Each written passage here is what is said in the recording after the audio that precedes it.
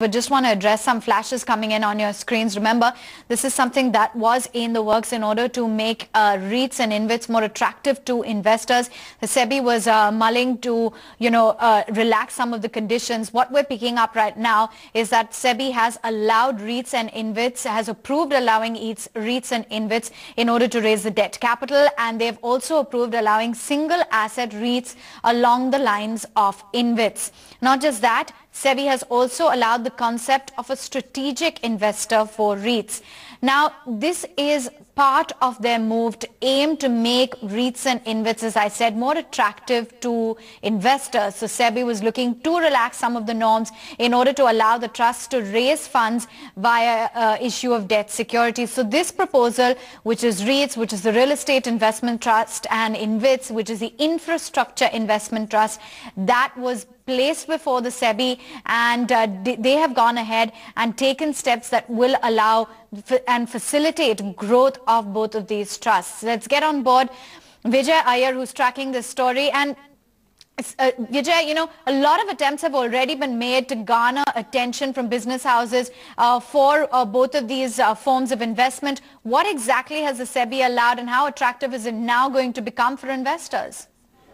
I want clearly on the expected lines, as we have been reporting from the morning, 3-4 important aspects or changes or tweaking that has been done to the current regulations of REITs and InvITs. Firstly, REITs and InvITs will be allowed to raise funds via debt, which means debt securities could be listed going forward by REITs and InvITs, which was not the case till now. It was only the equities.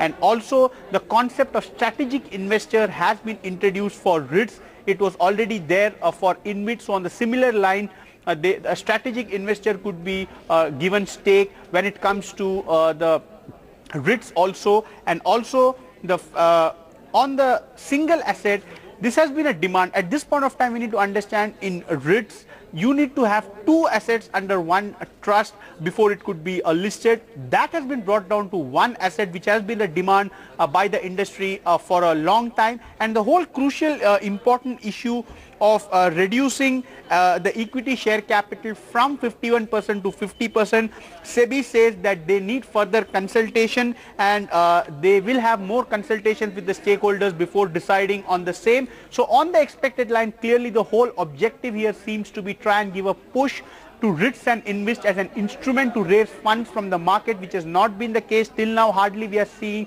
1 InvITs or 4 to 5 REITs taking off or getting listed. So clearly SEBI board says they are trying to ensure that these instruments are used much more by infra companies and real estate companies when it comes to fundraising for the financial capital markets. So this is the big breaking news coming in from the SEBI board meets. REITs, InvITs required amendments done to make it more attractive, flexible, and thereby the rules have been tweaked. Thanks very much, Vijay, for giving us all of those details. So clearly this is now going to make both of these instruments far more attractive to investors, which was something that was expected and on the lines. And on expected lines, remember, we were the first to report that SEBI would be easing the norms for REITs and InvITs earlier today.